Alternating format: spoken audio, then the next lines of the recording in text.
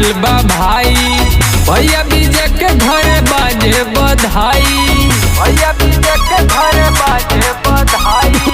शुभ के दिन आज आइल बा भाई, भैया विजय के घरे बाजे बधाई।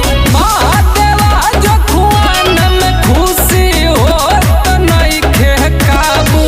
हैप्पी बर्थडे पीहू बाबू, हैप्पी बर्थडे पीहू बाबू, आज केक बहुते खाबू।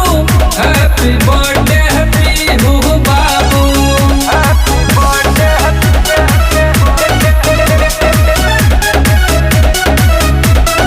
पीहू बाबू।